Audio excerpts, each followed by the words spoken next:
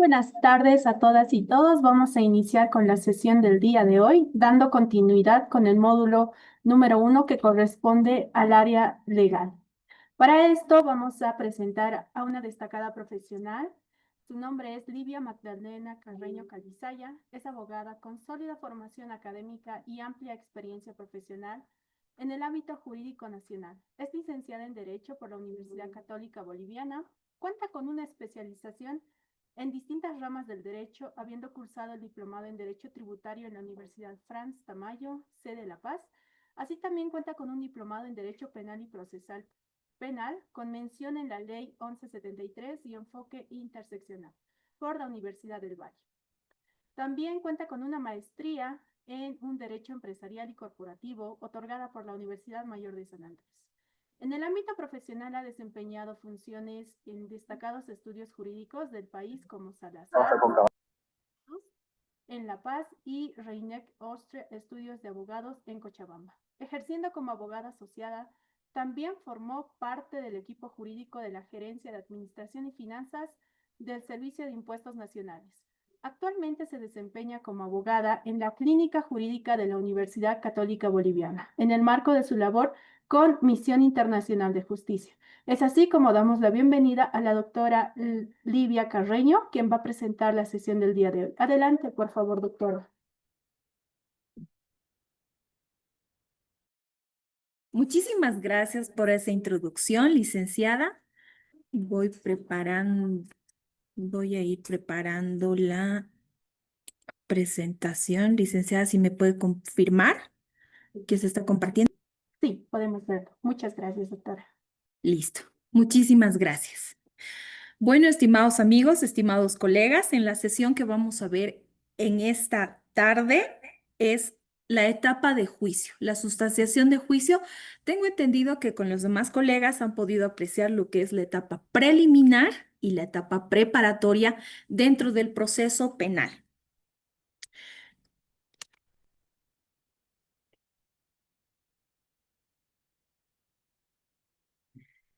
Comenzamos señalando qué es la preparación del juicio. Cuando hablamos de la etapa del juicio, nos vamos a remitir al Código de Procedimiento Penal.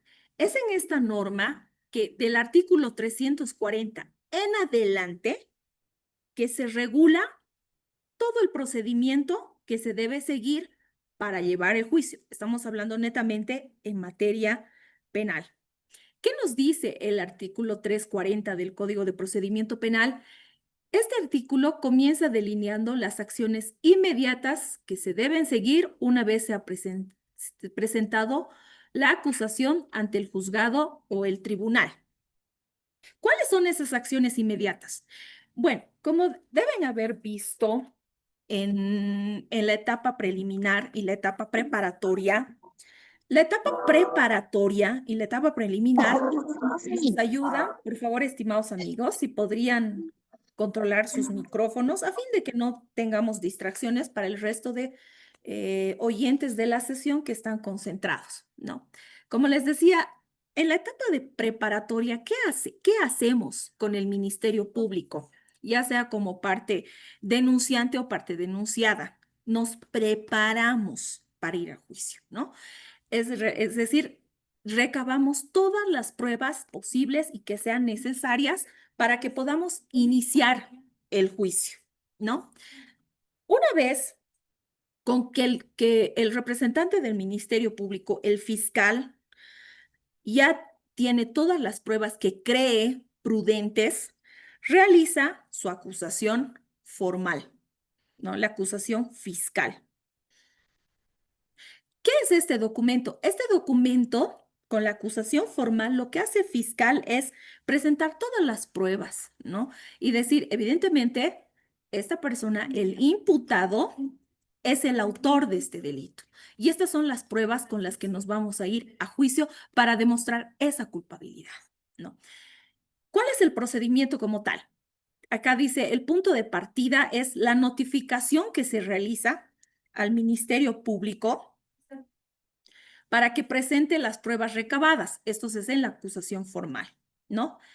Ahora, Cuando presenta el fiscal su acusación formal, corre un plazo de 10 días para que la parte denunciante, la parte querellante, presente su acusación particular, ¿no?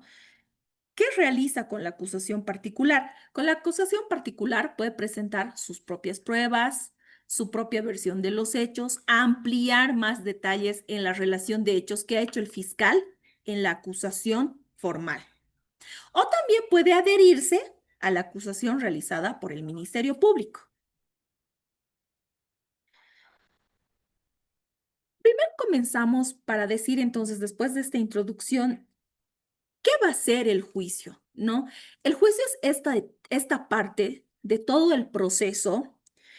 Este acto está estructurado, ¿no? Y esta estructuración, este orden, se basa en respetar los principios procesales que recoge un sistema de derecho, en el cual, respetuoso del Estado de Derecho, estamos hablando del principio de publicidad, el principio de oralidad. Por eso es cuando ya nos vamos a la etapa de juicio, hablamos de, vamos a iniciar el juicio oral y contradictorio, ¿no?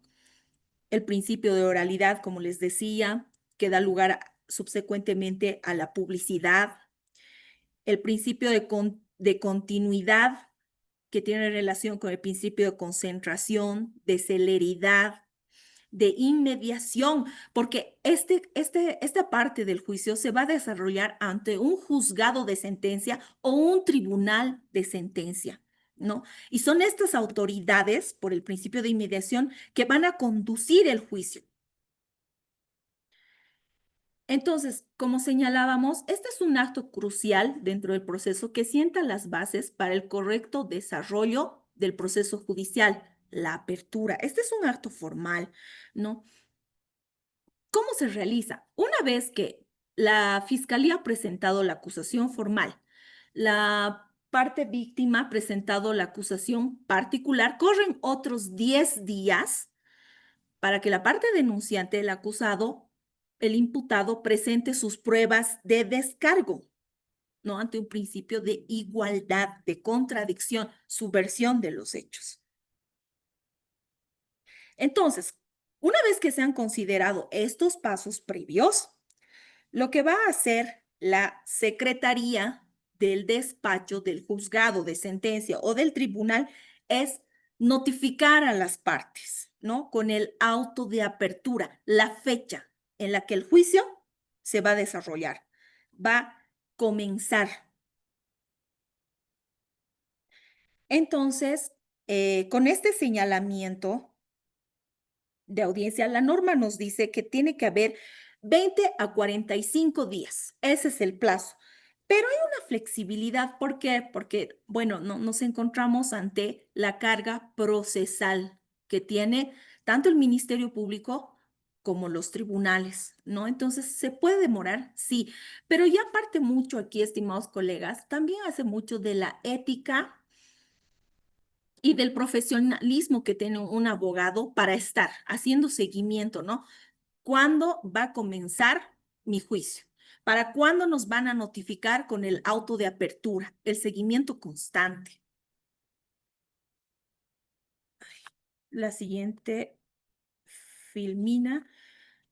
Ahora, una vez que se instala la audiencia, ¿no? Se da el auto de apertura, tenemos la fecha en el tribunal. Esta puede ser presencial o virtual. Eso ya depende del tribunal o del juzgado.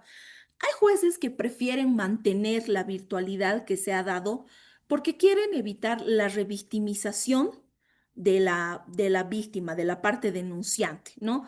El día que nos dan el auto de apertura, como les decía, la Secretaría notifica a las partes y se gestionan también los comparendos. Los comparendos son aquellas notificaciones, vamos a decir, para los testigos, para los peritos, para que ese día todos vayan al comienzo, al inicio del juicio y se desarrolle este, ¿no? También eso ocurre también para la parte acusada.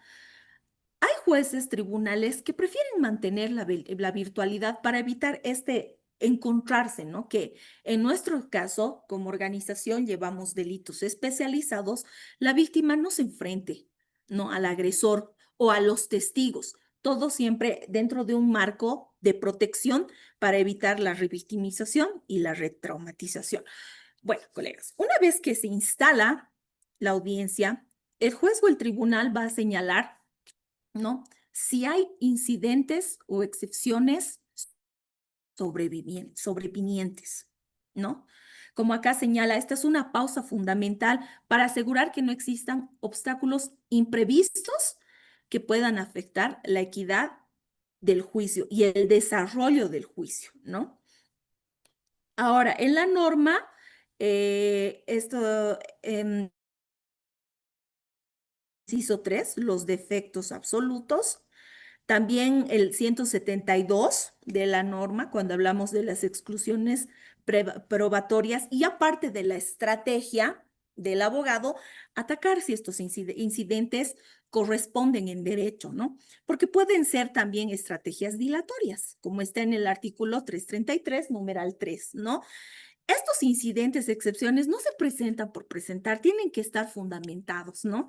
Y la base principal es el artículo 116 de la Constitución Política del Estado. Por ejemplo, cuando hablamos de exclusiones probatorias, ¿por qué quieren excluir una prueba? Porque está afectando los derechos del acusado o de la víctima, ¿no? Tiene que estar, todo se fundamenta. Como señalábamos a un principio, el juicio es un acto crucial formal. Por eso tiene reglas para llevarse, y no es solo por la formalidad del hecho, sino porque se busca la equidad de las partes, ¿no? Ya vamos a ir viendo poco a poco cuál es el orden de participación de la víctima, del acusado, el interrogatorio de testigos, de peritos y demás, ¿no? Se busca garantizar que cualquier asunto no resuelto se aborde antes de comenzar la sustanciación del juicio. Este es el momento, ¿no? ¿Para qué? Para que después no nos distraigamos. Una vez que corramos con el juicio, no puede haber distracciones, porque estábamos hablando del principio de inmediatez y también de economía procesal. Ahora, ¿por qué hablamos ya en delitos especiales cuando ya estamos hablando de casos de 348, 548? ¿Qué estamos hablando? ¿No? Cuando existe una víctima menor de edad, o una víctima mujer o un acusado que se encuentra privado de su libertad. No podemos dilatar el proceso, ¿no? Porque la protección que tiene la víctima, ¿no? Con un enfoque interseccional y al acusado el principio de inocencia, ¿no? Se debe respetar el principio de inocencia que tiene el acusado.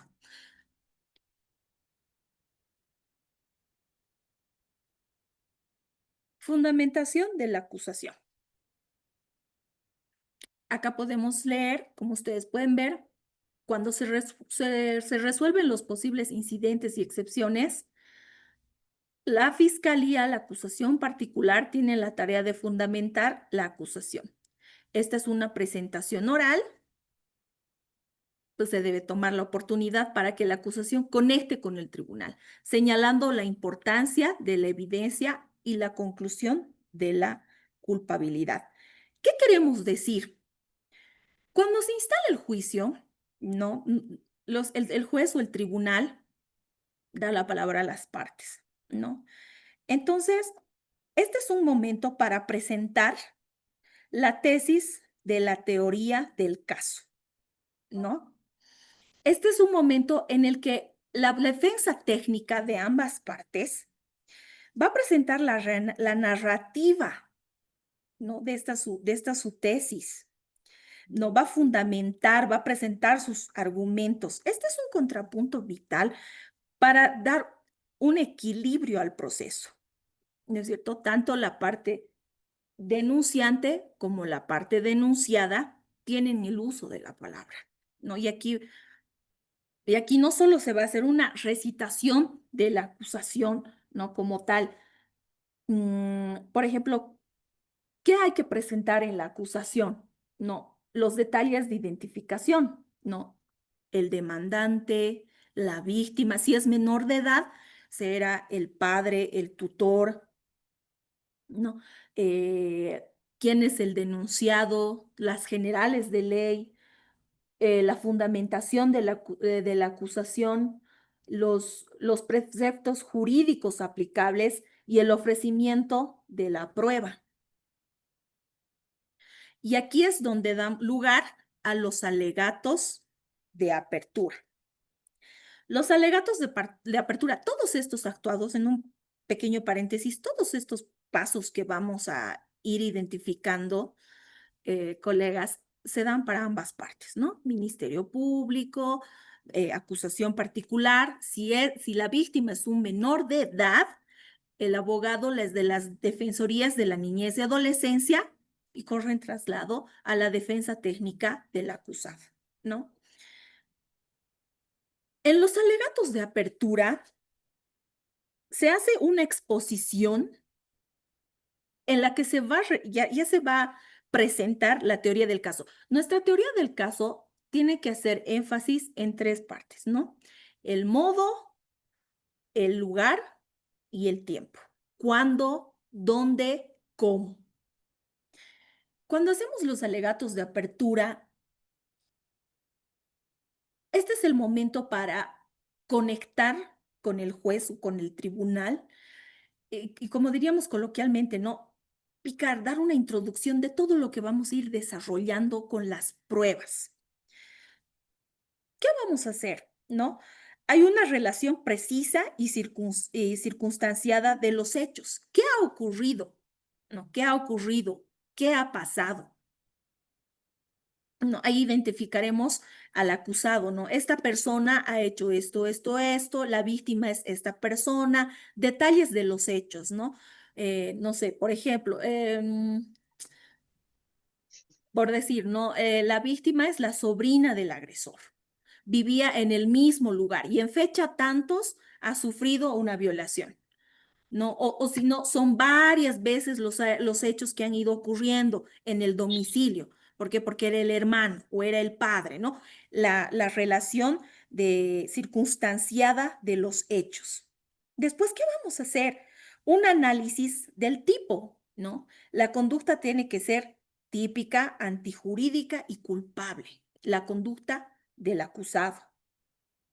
Una descripción del tipo, ¿no? El tipo, el delito, digamos, artículo 308, violación. Y si hay agravantes, artículo 310, en los diferentes incisos. Entonces, ahí, después de que hemos dado esta narración de hechos, así, eh, adecuar la conducta, ¿no? Decir, esto que el tipo, ¿no? Ha violado a la víctima y ¿qué dice el tipo? Dan, dan, dan, dan.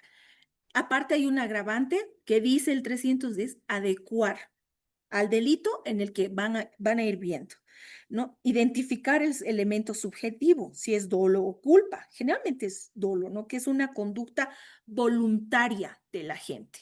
Lo ha hecho con la intención. Sabía que lo que está haciendo va contra la norma. Es un delito.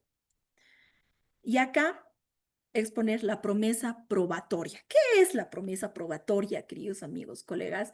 La promesa probatoria es presentar todas las pruebas que hemos recabado en la etapa preparatoria,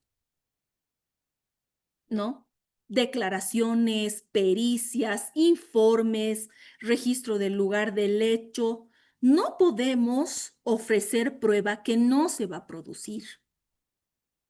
No, vamos a presentar estos hechos, perdón, estos, como pruebas documentales, estos informes, como testigos, estos testigos. O puede ser que tal vez solo haya un testigo, nada más, que es la víctima, ¿no?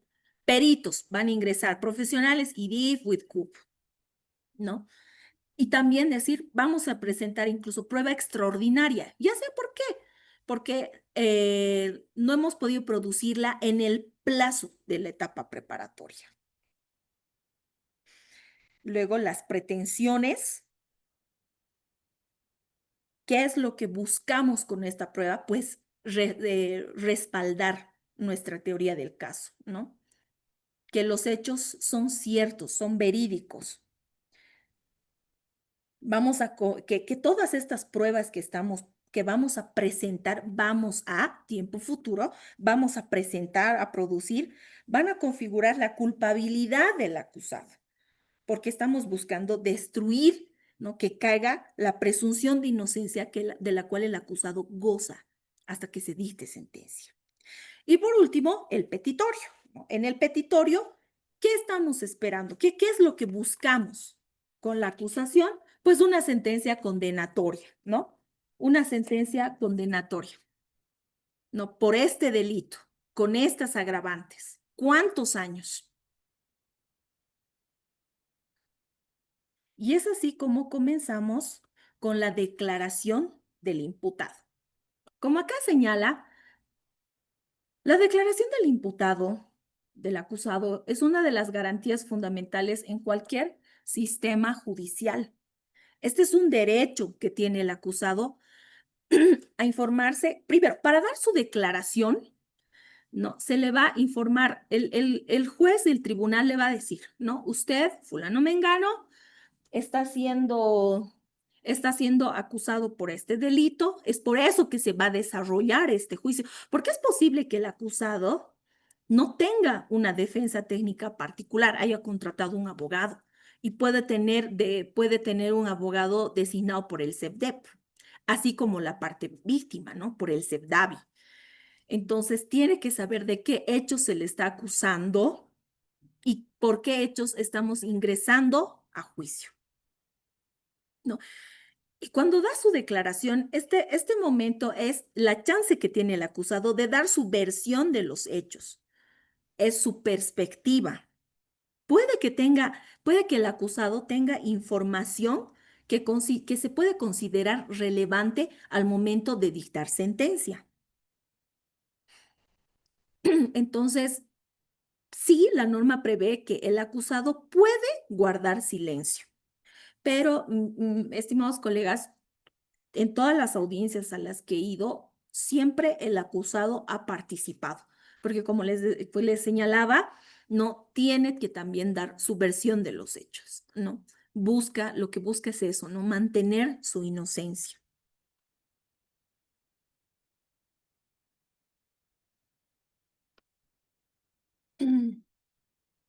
Ya. Una vez que ingresamos, después de que el acusado ha brindado su declaración, comenzamos a producir las pruebas. Estamos en las pericias. Ahora, el orden que yo voy a dar en esta exposición es seguido el orden que señala el Código de Procedimiento Penal, pero cada tribunal tiene un orden particular. Hay tribunales que comienzan con los peritos. Hay tribunales que comienzan con los testigos, ¿no? Que declaren y pueden retirarse y continuamos con las periciales o con las documentales. Hay tribunales y jueces que, que leen en su integridad, o hay algunos que en ese momento, ¿no? Secretaría notifica, señala de que tienen las pruebas documentales y ellos las van a valorar al momento de dictar sentencia. La manera, el orden, ya depende de cada tribunal, de cada juez, también dependiendo del tiempo que ellos tienen, ¿no? Y bueno, comenzamos de acuerdo a cómo se señala el Código de Procedimiento Penal, las pericias, la prueba pericial. Entonces podemos señalar primero, ¿qué es un perito? El perito va a ser un profesional experto que cuenta con capacitación, estudios y experiencia en el ámbito científico, y el testimonio que este profesional va a dar puede ser clave al momento de esclarecer un hecho, que este hecho está a consideración de que es un delito o no. Eso se le va a resolver, ¿no? Al dictar sentencia. La función que tiene el perito, ¿no? Dentro del juicio es proporcionar el análisis científico que él tiene, base a esta experiencia que habíamos dicho, ¿no? Los estudios que tiene, ¿no? La experiencia que tiene. Entonces, proporciona este análisis sobre los hechos o sobre pruebas objetivas. Por ejemplo, sobre pruebas objetivas, un perito informático, ¿no? Se le va a presentar un celular de acuerdo a los estudios, mecanismos, maneras que tienen, ya sea por el IDIF o por el IDCU, va a hacer un análisis, va a decir, no he encontrado esto, este dispositivo señala que hay archivos que han sido borrados o no. Ahora, puede ser también, ya, una perito genética. Ya está el informe de la perito en biología, entonces la perito en genética, sobre esa prueba concreta que hay, que es el informe de la pericia biológica, va a hacer el estudio desde su ámbito y va a hacer, ¿no?, su conclusión también. Entonces, como pueden ir viendo, cuando iniciamos a la etapa, después cuando comenzamos a desarrollar la etapa preparatoria, la producción de las pruebas, estamos ingresando a otra parte fundamental del juicio, ¿no? Para corroborar o refutar los argumentos que hemos presentado al iniciar el juicio, ¿no? Cuando hemos dicho la exposición, ¿no?, nuestros alegatos de apertura. Entonces, producir estas pruebas son esenciales para la decisión final que va a tomar el tribunal. Y las pericias son importantes porque estamos hablando de la perspectiva del trabajo de profesionales expertos en el área.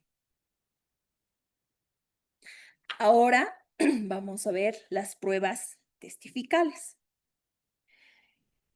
El, el artículo 350 del Código de Procedimiento Penal establece un orden para la presentación de testigos, ¿no? ¿Qué pasa? Por ejemplo, ya, comenzamos, ya, presente sus testigos. Presenta primero el Ministerio Público. Les decía, ¿no es cierto? Tenemos la acusación formal y la acusación particular. Puede que el Ministerio Público, en el desarrollo de sus investigaciones en la etapa preparatoria, por la carga procesal que tiene, no haya podido conseguir testigos, pero la acusación particular sí, ¿no? Entonces puede decir, ¿Ministerio Público tiene testigos? No. ¿Acusación particular tiene testigos? Sí. ¿Mm? Entonces, ese es el orden, ¿no? Y luego, agotadas los testigos de la parte acusadora en la que está el Ministerio Público y la acusación particular, vamos a los testigos que puede presentar la defensa técnica del acusado. Como decíamos, ¿no? Hacemos énfasis que la estructura que tiene la etapa de juicio busca garantizar la fluidez del proceso. Y ojo, también que se respeten los principios, ¿no? Inmediatez, igualdad de partes, publicidad y oralidad. Ahora aquí hay un elemento muy importante, si pueden señalar acá en esta parte, en la que estoy moviendo el cursor, dice, no, el testimonio no es solo un simple relato de los hechos, es una representación de la percepción, experiencia y conocimiento del testigo sobre un evento particular, ¿no? Ahora, nos encontramos ante tres tipos de testigos, ¿no? Están los testigos a oídas, los referenciales y los testigos presenciales. Este relato de hechos que hace el testigo, no, puede ser que los hechos los sepa porque los ha observado, porque tiene referencias o porque se ha enterado, ha sabido la información por terceros. ¿Qué significa esto? Estamos con la pertinencia del testigo. Hay tribunales, jueces que dicen, ¿no? Cuando uno presenta, a mí me dicen, digamos, ¿no? Abogada, tiene testigos de cargo, exacto, ¿no? Testigos de cargo de la parte acusadora, testigos de descargo de la defensa del imputado, del acusado, ¿no? Me dice, si tiene testigos, sí, la producimos, ¿no? Llamamos a los testigos, pero hay otros tribunales y jueces que dicen, señale la pertinencia de este testigo.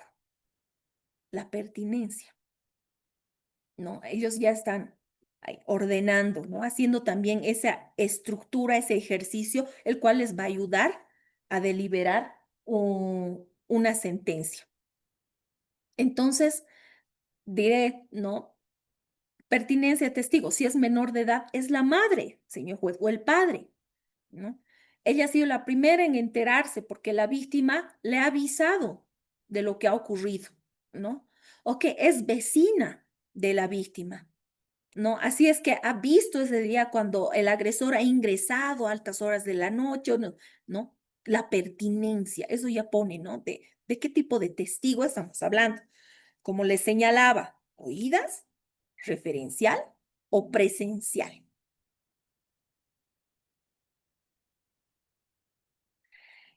El interrogatorio. El interrogatorio es una parte muy interesante. Quizás ustedes muchos lo han debido ver en las películas, en series, ¿no? Cuando hablamos del interrogatorio a los testigos, también hay interrogatorio a los peritos. Em, en esta filmina ustedes pueden ver, ¿no? Los puntos que ya estábamos señalando, ¿no? Conocer el tipo de testigo. Al iniciar el interrogatorio es importante de conocer al testigo. La pertinencia, y ojo, en la pertinencia, cuando decimos los detalles sobre su identidad, circunstancias generales, vínculos, intereses, el tribunal o el juez de sentencia le pregunta al testigo o al perito, ¿no? ¿De dónde conoce a la víctima o al acusado? ¿No? Si tiene algún vínculo familiar, si tiene algún tipo, perdón, de interés, ¿no? Si es su jefe, si tiene alguna deuda, son preguntas de rigor que hace cada tribunal o cada juez, ¿no? Y ahí también va viendo el vínculo, lo que dice, ¿no? El vínculo o el interés. Me ha pasado en alguna audiencia que hemos presentado al hermano. El hermano tenía información muy valiosa y el juez le ha preguntado, ¿no? Le ha dicho, usted es el hijo, el acusado es el padre. Y el juez le ha dicho, mire, es una situación compleja, dado que es su padre. Si quiere, puede excluirse de declarar. Y lo ha hecho, ¿no? Así muy complejo ir contra su papá, ¿no? Exacto, el interés, el vínculo que tiene, ¿no? ¿Cuál es el orden? La parte que ha propuesto al testigo perito comienza con el interrogatorio, ¿no? Luego, como les decía, ¿no? Ministerio Público. Si tiene, hace sus preguntas. Después dice, ¿tiene preguntas la acusación particular? Puede que las tengamos o puede que no, y con el traslado, ¿no? La defensa tiene alguna pregunta que hacerle al acusado o al testigo, perdón, al testigo ofrecido o al perito, entonces hará o se puede abstener. Cuando hablamos acá del el turno, ¿no? Para hacer el interrogatorio, siempre comienza el Ministerio Público. A veces, colegas, hace mucho la estrategia, ¿no? Cuando empezamos la parte del interrogatorio, la moderación del interrogatorio, es una obligación estar atentos, ¿no? Atentos a todo lo que se está exponiendo. Por ejemplo, no, a veces el fiscal hace la pregunta y no es necesario que uno la repita, más allá de las objeciones que las vamos a ver y se pueden presentar, no. A veces es estratégico, colegas, que el fiscal haga la pregunta y uno como abogado suficiente. ¿Qué hay? En la doctrina señalan un ejemplo muy bonito, ¿no? Decía en un tipo de delito de una pelea, pregunta el fiscal, ¿no? ¿Y usted ha visto cuando le ha mordido la oreja? ¿No? Perfecto, ¿no? Sigue el abogado de la acusación particular. Usted ha visto, no, lo mismo, si ha dicho no el testigo, no, no. Usted ha visto cuando le ha mordido la oreja, no. Y ahí el testigo dice, no, porque lo que se busca es liberar, ¿no? De la culpabilidad de lesiones al acusado, ¿no? Pero ahí no, pero ahí el testigo, ya que ha debido pensar mejor, dice, no he visto cuando la ha mordido, pero he visto cuando la ha escupido. Entonces también no se trata de preguntar por preguntar, ¿no? Yo quiero un interrogatorio para que caiga, no, sino de que hay que también ser estratégicos para plantear las preguntas, ¿no? A veces por estrategia no es bueno preparar a los testigos, ¿no? Se dice, hay que preparar al testigo, puede ser, ¿no? Tal vez la denuncia se ha hecho, qué sé yo. Justamente ahora estoy viendo un caso, la denuncia se ha hecho en diciembre del 2023, pero por el tema de la carga procesal que tenemos, los constantes cambios que se hacen en la fiscalía, hemos comenzado recién hace un mes la etapa de juicio, ¿no? Entonces por favor, vengan, lean, ¿no? Sus declaraciones, una repasada, para que se acuerden, porque a veces no es bueno así prepararles, usted va a decir esto, ¿por qué? Porque se ponen nerviosos y pueden entrar en contradicciones. No, ahora, no es malo tampoco, ¿no? Por los nervios les da a todos, ¿no? Puede ser el mismo padre de la víctima, y me ha ocurrido, ¿no? En un caso, el tribunal le ha dicho, ¿qué vínculo tiene usted con las víctimas? No, ¿tiene algún vínculo? No, ninguno. Es el padre, ¿no? Por los nervios se le da. Entonces, a veces solo es mejor, se acuerda, a ver, una repasadita y que vaya, ¿no? Porque a veces también pasa que en el caso de los acusados, los abogados los preparan y se nota, ¿no? Como que el acusado así ha ido preparando su speech, ha ido estudiando, estudiando. Entonces, una cosa se le va y en su desesperación empieza a contradecirse, contradecirse, contradecirse, ¿no? Entonces hace mucho también. La estrategia no es solo el momento de la teoría del caso, ¿no? Como tal, esa tesis que les decía. Parte de la teoría del caso también es esto, ¿no? Hacer un buen interrogatorio, formular buenas preguntas. Y todo eso también jamás, amigos, colegas, debe salir del marco del respeto y la dignidad. Es una obligación profesional y ética tratar a los testigos, ya sean ellos peritos, familiares o el mismo acusado, ¿no? Con respeto. Ahora, es posible, ¿no? Eso no significa que a veces su contraparte se pueda alterar, pero para eso existe la moción de orden, ¿no? Moción de orden, la palabra, señor juez técnico, señor presidente, ¿no? Que se modere. Pasa, en los delitos que vemos, pasa que a veces se quiere cuestionar características de la víctima, ¿no? Es que era joven, mucho salía porque estaba vestida. Ese no es el punto del debate, ¿no? De nuestra tesis, sino el hecho. Entonces, existen no, presentar la moción de orden. Ahora, como decían en este tercer punto, señala, después las otras partes tienen la oportunidad de interrogar, lo que les decía, ¿no? Mi testigo, yo le hago las preguntas como parte denunciante y la parte denunciada también puede hacer preguntas, ¿no? Como les decía, todo estableciendo el equilibrio. Y también eso da objetividad a la valoración de la prueba, ¿no? La contraparte también tiene derecho a hacer sus preguntas. La moderación del interrogatorio es lo que les señalaba, ¿no? La moción de orden que ustedes pueden pedir. Por el tema de que, lo que les decía, acá está, se genera tensiones, las emociones son latentes, es esencial que exista una figura que modere. Es verdad, no, el juez de sentencia o el tribunal de sentencia, de por sí lo va a hacer, ¿no? Así, por favor, no le están preguntando eso, ¿no? Sea más directo.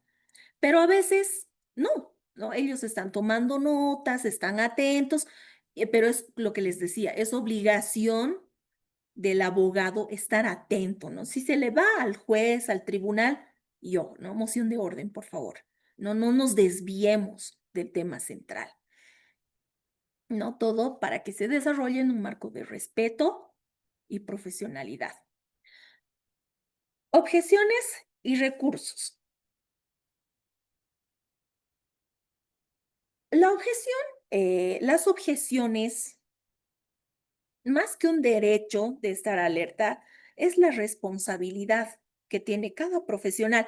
Y ojo, también la fiscalía, si la víctima, como decíamos, ¿no? Si la víctima es un menor de edad, el abogado de la defensoría, la defensa técnica que puede tener la víctima y el acusado,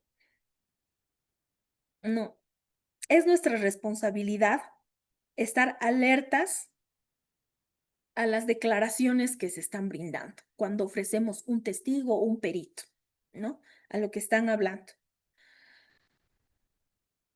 Doctrinalmente existen varias objeciones, ¿no? ¿Qué pasa? No es como en las películas o las series, ¿no? Objeción al lugar y otra, no.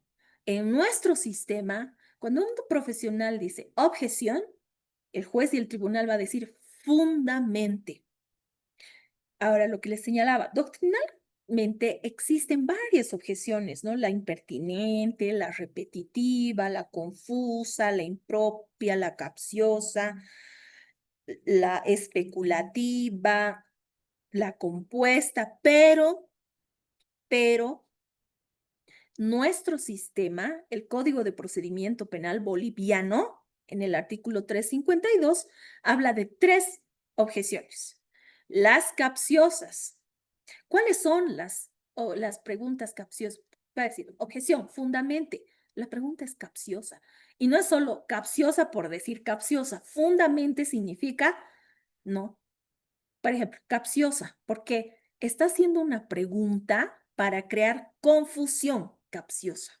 No quiere confundir, quiere llevar a confusión al testigo. Sugestiva.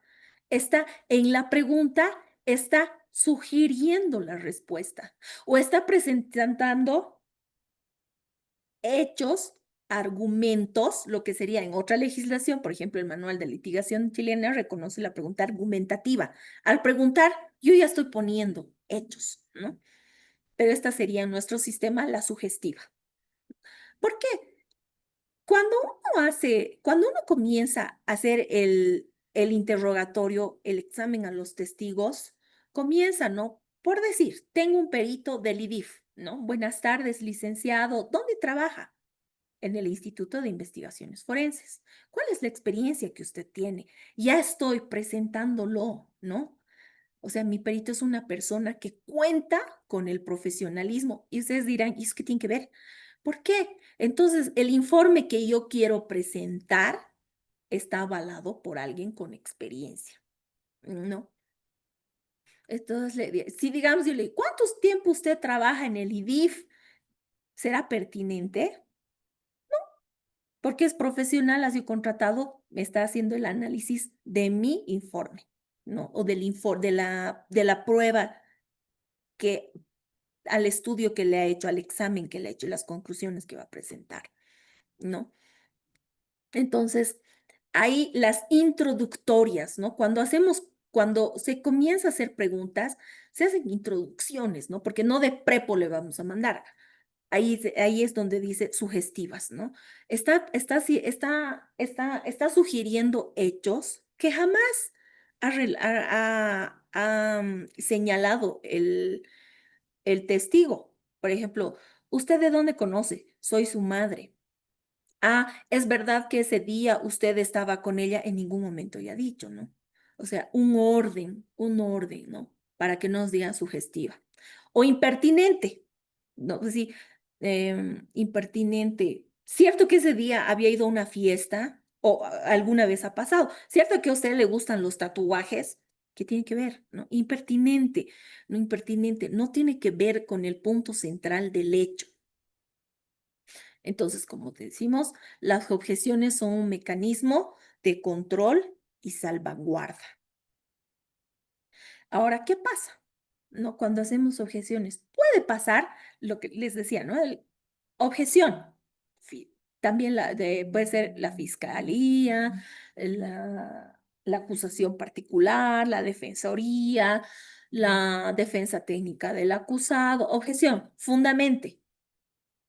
Y uno le explica, ¿no? La pregunta es sugestiva, autoridad, porque ya le está sugiriendo hechos. En ningún momento él ha dicho que ese día estaba en el lugar, ¿no? Fundamento.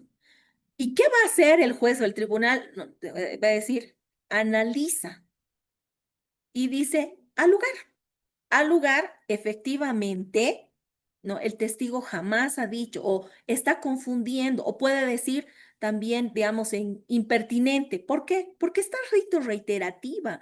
Ya le ha dicho que ese día se habían encontrado, no sé, en la feria 16 de julio. Eso ya, al dar su declaración, el acusado, ¿se acuerdan? Antes de ingresar a la etapa preparatoria, el acusado brinda su declaración, ¿no? Da su exposición de los hechos. Ya ha expuesto esa parte el acusado, ¿no? Está siendo reiterativo.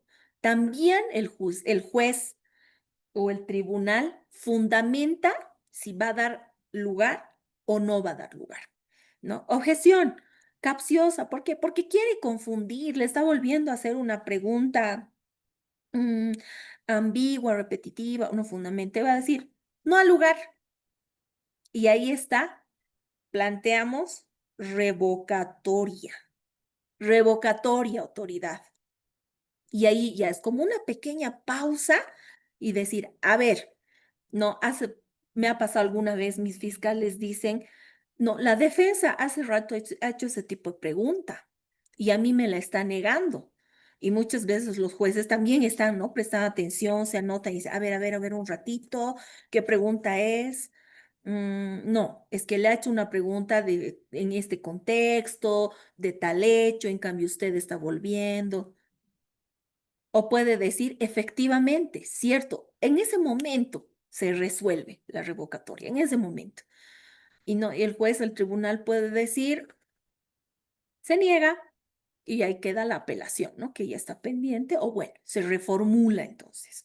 La reformulación, cuando se da lugar, está la reformulación, ¿no?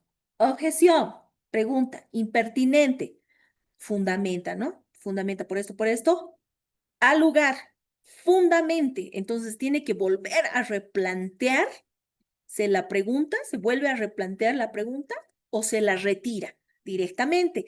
Y ahí es lo que les decía de esa anécdota, ¿no? Que se dice, a veces es mejor, ya no se trata de preguntar por preguntar y atacar por atacar, hay que ser también estratégicos, ¿no?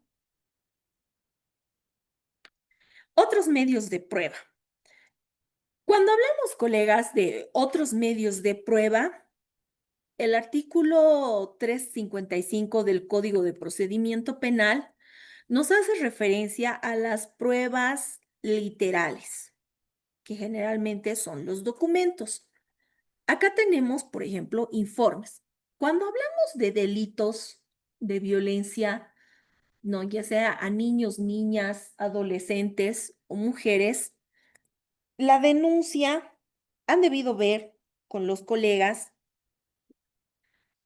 cuando han visto la etapa preliminar, la etapa preparatoria, no. La instancia promotora de la denuncia es la Defensoría de la Niñez y Adolescencia o el Servicio Legal Integral Municipal, ¿no?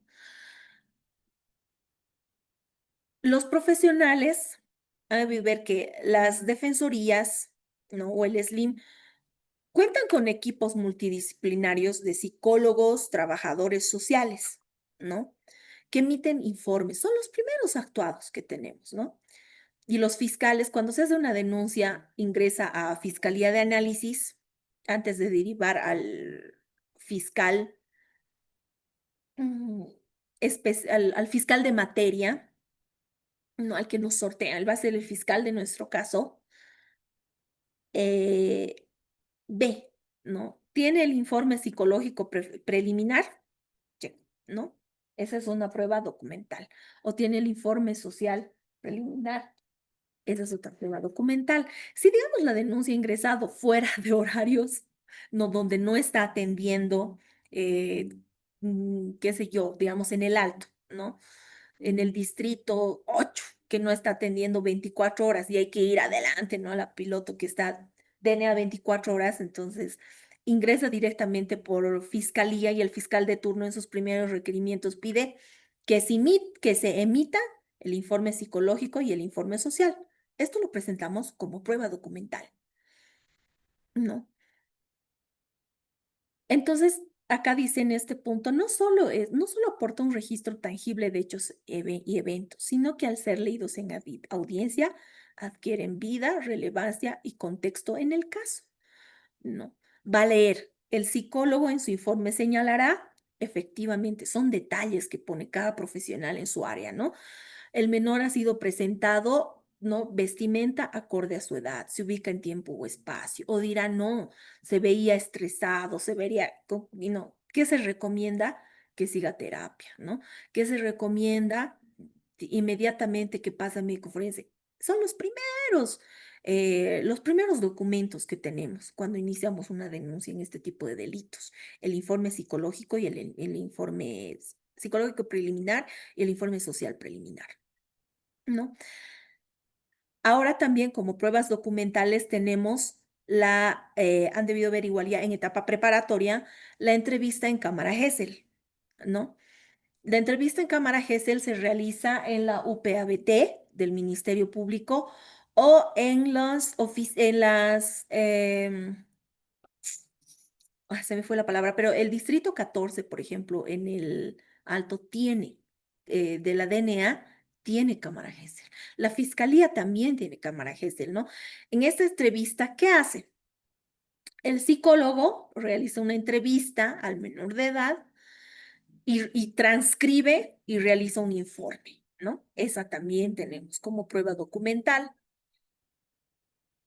Ahora también otros medios, ¿no? Esta entrevista en cámara Gesell se graba y adjuntan ese CD. Hay tribunales y jueces que reproducen el CD, también lo reproducen, ¿no? Se reproduce, uno ve la entrevista, cómo se ha llevado, ¿no? O si no, simplemente se da lectura a la entrevista porque el profesional la transcribe. Ahora también tenemos el anticipo de prueba.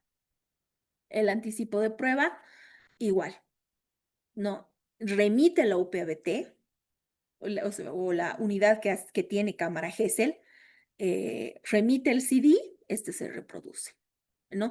Pero ahora cuando hablamos del anticipo de prueba, la secretaría es la que hace la transcripción, ya no el profesional que ha realizado la entrevista, ¿no? Se produce o se da lectura. También está cuando se realiza el registro del lugar del hecho, el muestrario fotográfico, el informe que hace el investigador, los informes de los investigadores, ¿no? Ahora, la ITO, la Audiencia de Inspección Técnico Ocular, se graban y se transcriben. El informe de la Inspección Técnico Ocular va en documental, pero a veces porque no cuentan con transcriptores en la FELCB, remite el CD. Otros medios de prueba, ¿no? Ya estamos hablando de medios digitales, ¿cierto? Se producen en la prueba, ¿no? Grabaciones. Entonces, dice acá, es importante mencionar su origen. Es importante mencionar el origen. ¿Por qué? Porque vemos que no haya contaminación, ¿no? Me ha pasado en algún caso que, que los denunciantes quieren ingresar, ¿no? Ah, mi hija recién ha encontrado su ropa interior y la quiere presentar para juicio. Es como que no se puede, ¿no? Ya está contaminadísimo, ¿no? Han debido ver en la etapa preliminar preparatoria, ¿no? Cuando se realiza la víctima, cuando va con el médico forense, se toman las muestras, si hay una ropa interior, el investigador en ese momento, ¿no? En ese momento recaba todo. Ahora existen, colegas, las pruebas extraordinarias, ¿no?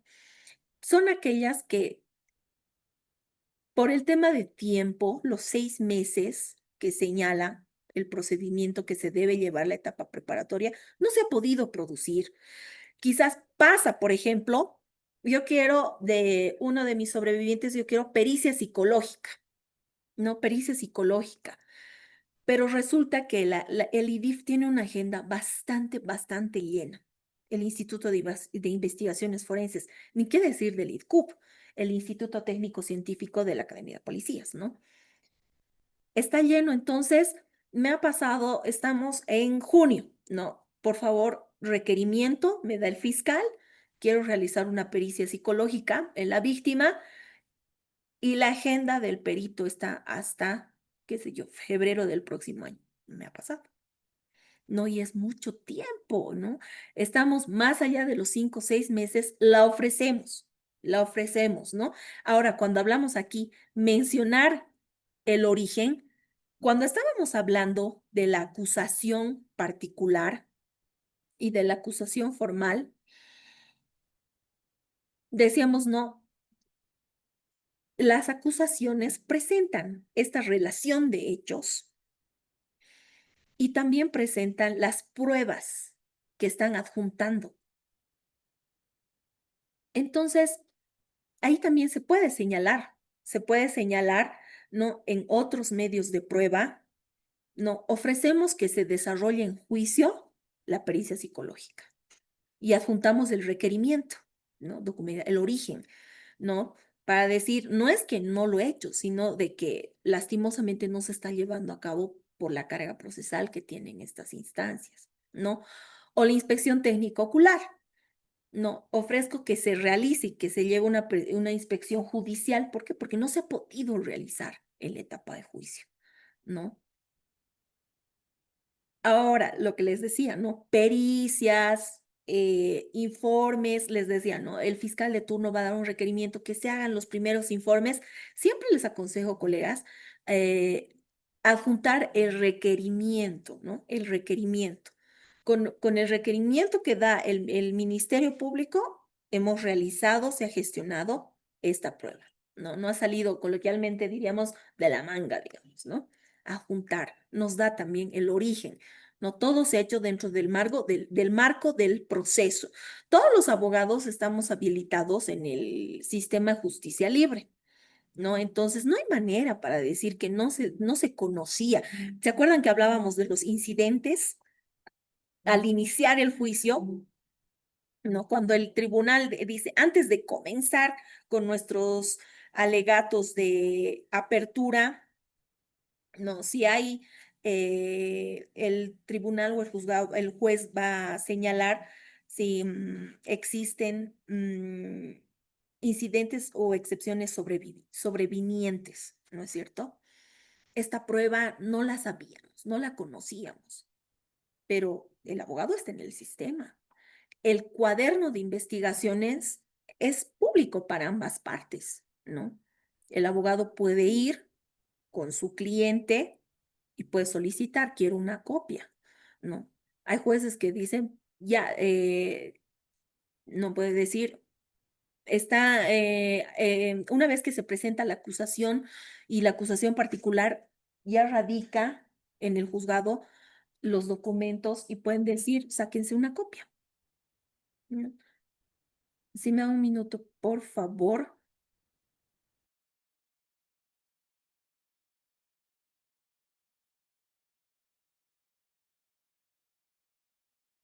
Ya, muchas gracias. Entonces es en este momento cuando hablamos de el origen de las pruebas, lo que buscamos es que no sean rechazados, ¿no? Que no se caigan, y es lo que doctrinalmente conocemos como, no sé si muchos han escuchado hablar de la teoría del árbol de frutos envenenados, ¿no? Que todo sea recabado dentro del marco de la legalidad, ¿no? Que ha sido la legalidad, que se ha respetado la publicidad y contradicción que es de conocimiento para ambas partes. Ahora, sí les iba igual, cuando hablamos de las pruebas extraordinarias, ¿no? Estas que les decía que podemos ofrecer que se produzcan en juicio, tenemos el auto supremo número 023, quebrado 2015, guión RA de 13 de enero de 2015, que habla, ¿no? Sobre esto, la introducción de la prueba extraordinaria cuando ya estamos hablando de etapa de juicio. Ahora ingresamos a la clausura del debate.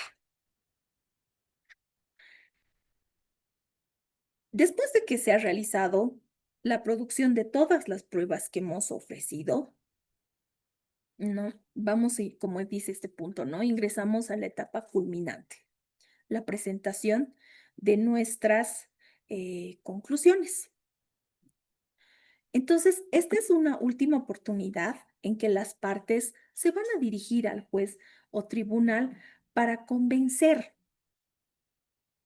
¿no? De la teoría del caso que han expuesto al comenzar en los alegatos de apertura, ¿no? Esa estructura lógica y ordenada sigue también un orden cuando hacemos los alegatos de clausura, ¿no? Pero aquí ya estamos hablando una exposición sucinta de los hechos, pero ya en tiempo pasado, ¿no? Nuestra promesa probatoria en tiempo pasado. Si antes decíamos la promesa probatoria, vamos a presentar este informe por el cual señala, no, la pericia, no sé, pericia psicológica, por el cual el profesional del Instituto de Investigaciones Forenses señala que la víctima presenta trauma consecuencia del hecho, hemos presentado, ¿no? Hemos producido esta prueba con la cual ustedes tienen convicción, no hemos demostrado lo que hemos alegado. Y no solo eso, se ha producido, ya estamos hablando en tiempo pasado, lo hemos hecho, no se ha agotado, se ha consumado. No, y no solo eso, en el desarrollo del juicio se han producido también estas pruebas. Y eso aplica para la acusación particular como para la defensa del acusado, ¿no?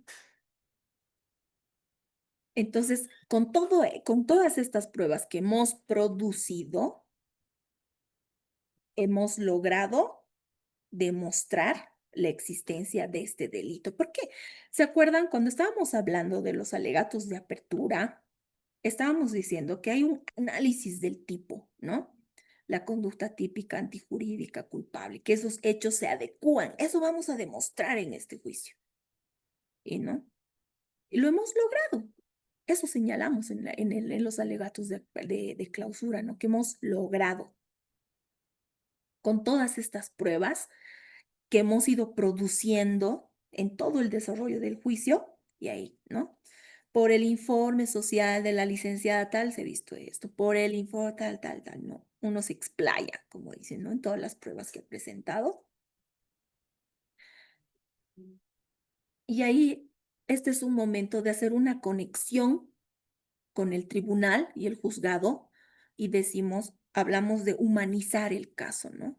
Ahí ya, si bien hablamos de la sana crítica que tiene el juez o el tribunal, vamos a humanizar también, ¿no? Esa sana crítica, ¿no? Decir, ¿no? Que analicen.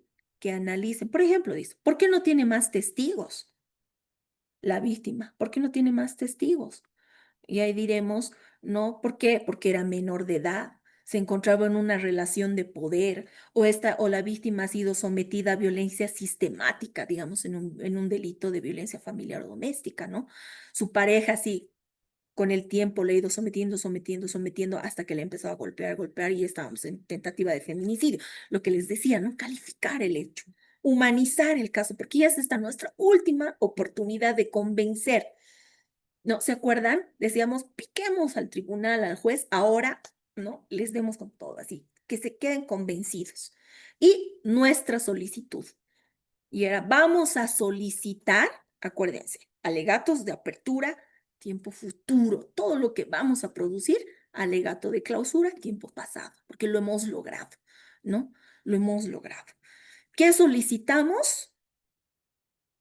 Sentencia condenatoria por la comisión del delito, es decir, violación, en el artículo 308 del Código Penal, con las agravantes tales del artículo 310, incisos, los que conciernen.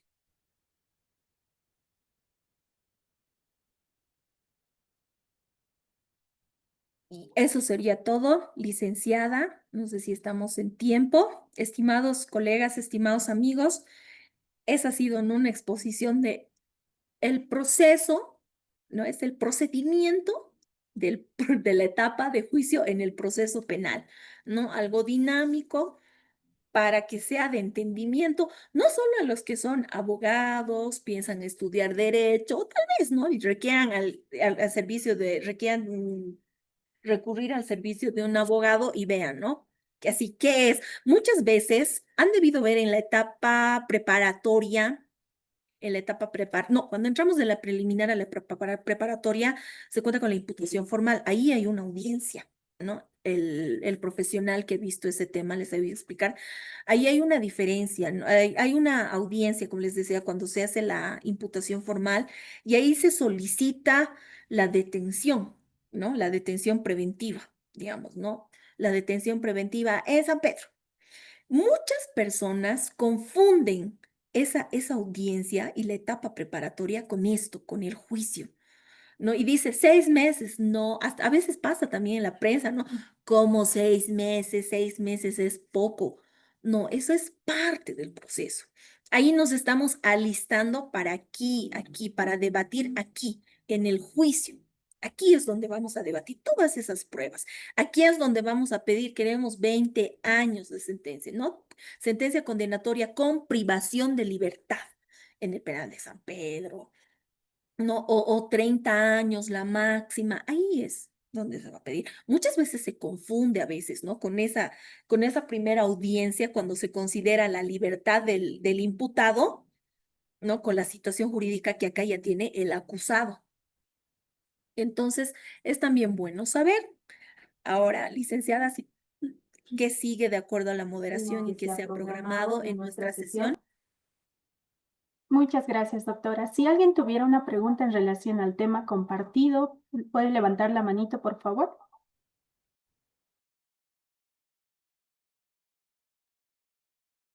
Sara Subieta, adelante, por favor. Muchas gracias, doctora. Doctora, buenas tardes. Con relación a lo que usted indicaba, con relación a las pericias, según la alternancia de la prueba, muchas veces obviamente tiene las fases, ¿no? Primero la declaración de los testigos, posterior a ello la prueba documental y posterior a ello ya se ve el tema del peritaje. Pero ¿usted considera que si tenemos alguna prueba pericial, se puede hacer antes del juicio para ganar tiempo o es de acuerdo al criterio del tribunal o del juez de sentencia? Muchas gracias, Sara. Mil gracias por la pregunta. Primero, como les decía, el orden varía, ya depende a cada tribunal. Como les decía, no todos van a empezar por los peritos. Tengo un tribunal en el Alto que comienza con los peritos. Luego son los testigos. En cambio, acá hay otro que comienza con los testigos. ¿Para qué? Para que hagamos énfasis en los documentos, ¿no? Eso ya depende del estilo de cada juzgado, de cada tribunal y del tiempo también que tienen, porque son varias las causas que llevan. Sobre la pregunta que me hacías, es mejor, Sara, irnos a juicio con todas nuestras pruebas, porque ¿qué es lo que queremos? Y si ustedes leen el código, lo que se busca en el juicio es que se lleve corrido y continuo. ¿No? Que no haya interrupciones, ¿para qué? Para que no haya contaminaciones de testigos, de declaraciones, ¿no? O para que lo que más pasa, ¿no? El tribunal tiene más audiencias y dice, digamos, listo, se tiene que suspender, ni modo, ¿no? Un miembro del tribunal está con baja médica, nos vemos en 2 meses, ¿no? Si podemos aprovechar esos 6 meses que nos da el código en la etapa preparatoria, nos movamos, ¿no?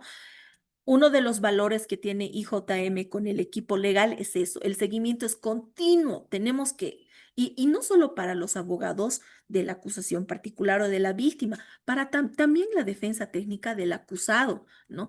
¿Qué decimos? Cuando vemos, no hay que dilatar el proceso, interrumpir. ¿Por qué?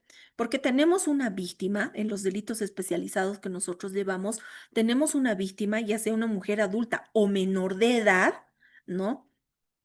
Que está protegida bajo el principio de no revictimización y retraumatización, pero también hay un acusado, ¿no? Y peor si cuenta con una detención preventiva, ¿no? el principio de inocencia es latente. Es parte de la buena práctica profesional respetar ello. Entonces, estimado Sara, si podemos, si tú puedes correr, ¿no? Colaborar a la fiscalía, ya seas defensa técnica igual del acusado, ingresa a juicio con todas tus pruebas. Ahora, lo que te decía, te puede pasar, listo, ya no depende no depende ni de ti ni del fiscal, el IDIF o el IDCUB, ¿no? El IDCUB lo representa, nuestra agenda está llena hasta el subsiguiente año. O el IDIFES, lo siento, que esas cosas, colegas, sean excepciones, ¿no? Que sean excepciones. Y ahí, ni modo, aquí va a haber una pausa, que se produzca la pericia a la víctima, ¿no? Va a decir, ¿qué va a decir? Ah, lo que les decía, la secretaria, el secretario, la secretaria del tribunal y del juzgado tiene un rol un rol importante cuando desarrollamos el juicio, ¿no? Es el actor que nos comunica las partes, ¿no? Con ella ayudamos a coordinar los comparendos y también brinda, ¿no? Se moviliza y dice, listo, traiga la lista de peritos. ¿Quién está disponible? Y también ahí ya, cuando hablamos de época de juicio, como que el IDIF y el IDCUB tienen un poco más de presión y es ya para tal fecha, ¿no? Voy a hacer mi informe, voy a hacer las entrevistas y nos volvemos a ver en otra audiencia para que brinde su informe. ¿Tienen alguna pregunta? No, continuamos. Y si no, ahí recién se toma el juramento y va a explicar lo que hace. Pero quería, Sara, si tú puedes colaborar con tu causa, con tu teoría del caso, tu estrategia, vete con todo a tu etapa del juicio para que no haya dilaciones, porque muchas veces estas dilaciones no dependen ya ni siquiera de los jueces, ¿no? Sino de la carga procesal que tienen. Por ejemplo, los tribunales que están viendo estos casos de desencata, golpe, lastimosamente se ven imposibilitados de poder avanzar de manera regular.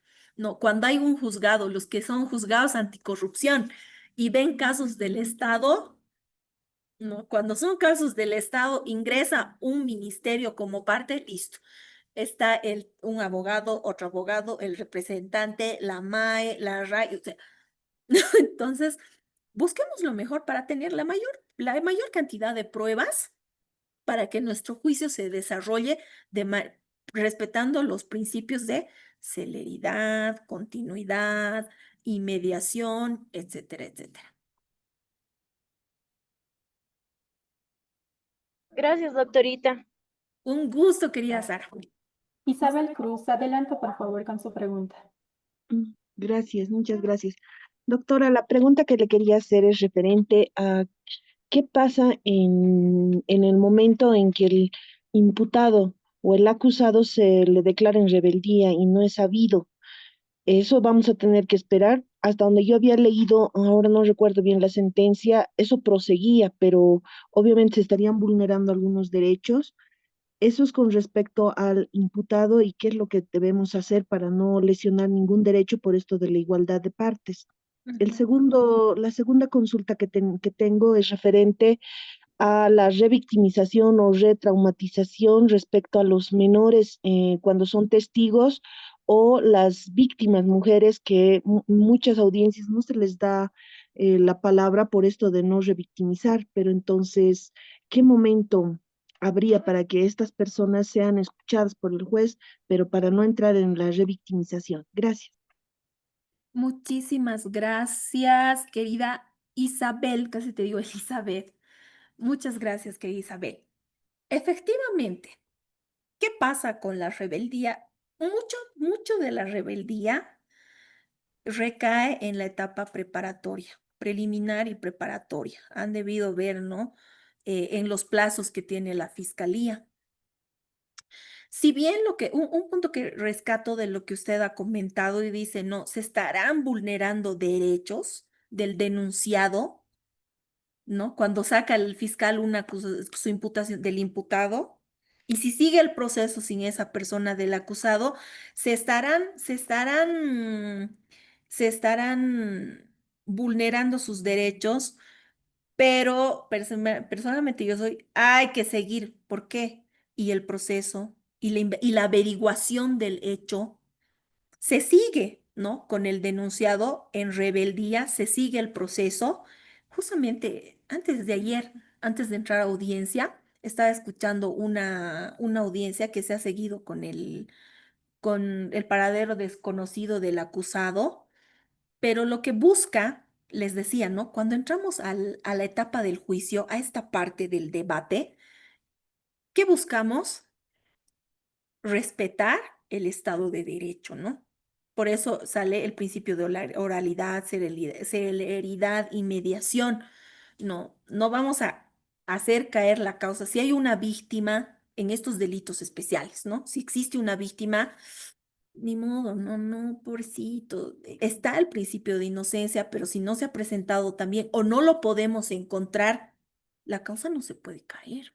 Entonces, seguimos. Mira, y es muy interesante lo que tú planteas, porque acá en IJM, tanto el equipo de probos como el de la clínica jurídica, por eso entre sus principales filtros tienen, no seguimos casos con rebeldía. ¿Por qué? Enganchamos a lo que tú dices, el principio no revictimizar ni retraumatizar, ¿no? Porque ¿qué le dices a tu sobreviviente? No está, no sabemos dónde está, no queremos eso, cuidamos eso, ¿no? Ahora, cuando tú decías, la víctima tiene la oportunidad de participar y te agradezco muchísimo esta pregunta porque se me ha ido, cuando terminan los alegatos de clausura, hay un momento en que el juez y el tribunal da la palabra a las partes, ¿no? Tiene la palabra la parte víctima, si es adulta, adulto, o el denunciante, el papá, la mamá, ¿no? Entonces ahí la mamá o la víctima dirá, yo quiero justicia, yo no he mentido. Ese es un momento, querida Isabel, para que se dirija. Muchas gracias. Mira, se me había ido totalmente esta parte. Ese es un momento en que la parte tiene derecho a dirigirse de manera directa al, al tribunal o al juez de sentencia. Lo que tú dices pasa, ¿no? De, a ver, por favor, que se controle. Está llorando, a ver qué. Ahí hace mucho ya tú como abogada, moción de orden, está coartando este momento. Pero también ve, ¿no? Porque me ha pasado alguna vez que la mamá de mi víctima otras cosas ha dicho y ahora, no. Entonces, hay un momento. Y mira, hay tribunales y jueces. En el alto, no, ninguno me ha dado lugar a eso, pero el código habla de la réplica y réplica, ¿no? En La Paz, sí, he tenido tribunales réplica. Después de los alegatos, antes de que hable, de dar la palabra a la víctima y al acusado, dice réplica. Me ha pasado, no, miento, un tribunal en el alto sí lo hace. Hay uno que sí, réplica. Digamos, tu contraparte dice mentira. Me ha ocurrido, ¿no? Si el niño hubiera sido víctima, no sería buen alumno, estaría traumado. Réplica, el colega no es psicólogo, el de dónde sabe, ¿no? ¿De dónde sabe que tiene que vivir traumado? Dúplica, nada, ¿no? Hay tribunales que tienen y hay otros no. Algo que nos juega mucho en contra, estimada Isabel, es la carga procesal y el tiempo. He tenido tribunales que uno dice objeción y el mismo tribunal es de, a ver, doctora, no, o si no, ellos lo reformulan, ¿no? Porque son tantos los casos y cuando hablamos de este tipo de delitos, ¿no? Y hablamos de una víctima menor de edad, hay el principio de informalidad. Tenemos que correr. ¿Por qué? Porque hay una víctima menor de edad y hay una cosa más si se trata de alguien que está con privación de libertad, ¿no? Mil gracias, querida Isabel. Mira, se me había ido esa parte. Hay chance de que las partes, el acusado también tiene una chance de que se le escuche y se dirija al tribunal y diga, soy inocente, valoren todo lo que se ha dicho, yo no sabía, no hay algunos que lloran, será honestamente no ya lo que les decía, ¿no? Estrategia de la defensa, pero sí pasa. Mil gracias, Isabel, por tu observación. Más que pregunta, complementación. Mil gracias. Muchas gracias, doctora. La pregunta de Ilmar Delgado, adelante, por favor.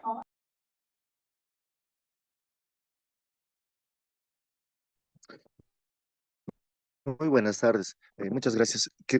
Tenía una duda, es en relación a la prueba extraordinaria que en juicio, y no me refiero, digamos, a la prueba que ha sido ofrecida en ya sea acusación particular o sea en la acusación fiscal.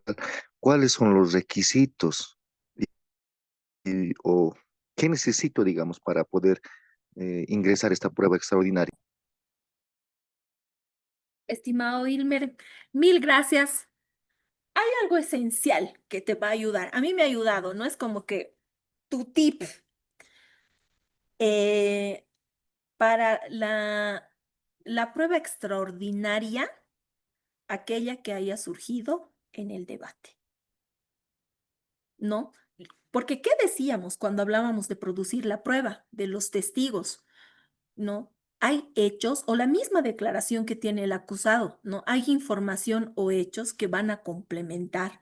No se sabían, o a veces a todos nos van a aclarar el panorama. Mi principal tip es de aquella prueba que va a surgir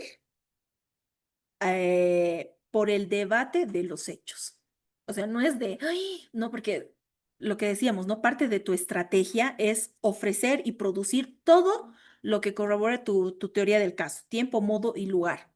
Pero puede haber algo y nos ha pasado, por ejemplo, informe psicológico. A lo largo del desarrollo del proceso, el sobreviviente, la víctima, se ha ido poniendo mamá, entonces que vaya a terapia, ¿no? Quizás no ha habido chance de de que vaya al IDIF, se realice la pericia psicológica, está yendo a terapia, ya ha terminado, aquí está el informe de la terapia, no se puede ser del CAT, del CEPROSI, de ENDA, entonces no, porque estamos hablando del debate. ¿Cuál es el debate en un delito, digamos, de violación, abuso sexual, violación infantil, niño, niña, adolescente, si el hecho ha ocurrido o no? En el debate de ese hecho, porque eso estamos debatiendo al producir la prueba, ha surgido esta prueba. Eso te ayuda a que digas, esa prueba para ti tal vez para mí es importante, pero por ahí el tribunal no, es que surja debate de los hechos. ¿Y cuál es tu hecho principal? Ha ocurrido el delito, como abogado de la víctima, tú dirás, ha ocurrido el delito, y como abogado de la acusación, no ha ocurrido. Entonces, para mí, eso es como que ha ocurrido en el debate. Me sirve, está saltando dentro de este debate, ¿no? De presentar nuestros testigos, dar lectura a nuestra prueba documental y demás, ¿no? Porque a veces se te puede presentar, querido Ilmer, puede salir, listo, la psicóloga está presentando su informe psicológico, pero tal vez no es pertinente para ti, ¿no? Entonces, no, prefiero esperar nomás a que se produzca la prueba que tenía pendiente, ¿no? En el juicio, la prueba que tenía pendiente al IDIF, o quizás, de acuerdo a la estrategia que tú estás planteando, no, tal vez me va a ser contraproducente, o puede ser, quizás el abogado de la contraparte se puede agarrar de eso. Me ha ocurrido. Mi contraparte se ha agarrado de un informe social, ¿no? Muchas gracias, doctora. La pregunta de Vivian Aguilera, por favor, adelante. Sí, buenas tardes, doctora. Dos preguntas. Primero, puntual. Cuando uno hace una denuncia, ¿cuánto es el plazo que tiene? Porque muchas veces ha habido abuso sexual en la infancia, pero uno logra resolver, superar la fase de la situación, digamos, que no le ha pasado eso. Entonces, cuando ya es adolescente o adulto, entonces, ¿cuánto tiempo uno tiene de plazo en términos jurídicos de validez que se pueda dar curso después de la denuncia? Y la segunda es, Estimada Vivian, no logramos escucharte nada. Si pudieras replantear o preguntar ahora, nuevamente, por Se favor. te escucha como si estuvieras lejos, primero lejos y luego se entrecorta, quizás tu señal. ahora, A ver, a ver, veremos. ya. La pregunta es, ¿cuánto tiempo de plazo hay para llevar a cabo la denuncia, por ejemplo, de un abuso sexual en la infancia? ¿No? Si, digamos, la víctima ya es adolescente o adulto, o adulto, o adolescente o adulto. La segunda pregunta es, ya del contenido eh, psicológico. Por ejemplo, el hecho de que la ley 348, o sea, da, ¿cómo le podría decir? Bastante apertura, digamos, al hecho de la denuncia de la mujer denunciante, muchas veces omite el hecho de que cuando hay violencia a la pareja se da una violencia intrafamiliar, no es solamente dirigida a uno solo de los miembros, porque no, por las características de la personalidad de los involucrados, etcétera. La segunda no Entonces, entiendo. de esa forma, tal vez puede llegar a efectuar, si se pudiera decir, el fin de a dónde va a llegar todo, ¿no? Y se puede omitir también que el agresor en determinados momentos ha llegado a ser también víctima, ¿no? Entonces, ¿cómo maneja esto de las etapas jurídicas, el poder abordar esto, ¿no? Y porque muchas veces, digamos, a un denunciado ya ha sido denunciado, ya tiene que seguir todos los pasos como imputado. Una pregunta anterior que no se llegó a responder en la anterior clase era eso. O sea, si a uno le denuncian, no es inocente, digamos que la denuncia tiene fines no ser perjudicar. Entonces, uno ya tiene que responder, ya se ve como que comprometido a responder todos los pasos legales, ¿no? Entonces, esas dos preguntas, doctorita, por favor. Querida Vivian, y creo que también lo han puesto en el chat, lastimosamente se te entrecorta, se entrecorta. Quizás tu señal, mira, antes de que cerremos nuestra sesión, si podrías reiniciar tu dispositivo, tal vez, porque, o sea, sí, la introducción de tu pregunta escuchamos, pero luego chun, chun, chun, se va cortando. Está bien, licenciada. Voy a tratar de reiniciar, pero si no Por alcanzamos, favor, Vivian, y la por voy a favor, dejar en la en plataforma. el chat. Ya, mil gracias. Muchas gracias por su participación en la sesión. Y bueno, informarles que el día jueves, tomando en cuenta que es feriado, no vamos a desarrollar las sesiones. Directamente el día martes nos encontramos en el mismo link. Y asimismo comentarles que vamos a desarrollar nuestra segunda evaluación, pero para esto vamos a sacar ya un comunicado informando cuándo y cómo se va a desarrollar la evaluación. Muchas gracias por su participación y asistencia en esta sesión. Nos vemos la siguiente semana. Hasta pronto. Hasta luego. Gracias, muchas gracias. Gracias, hasta luego.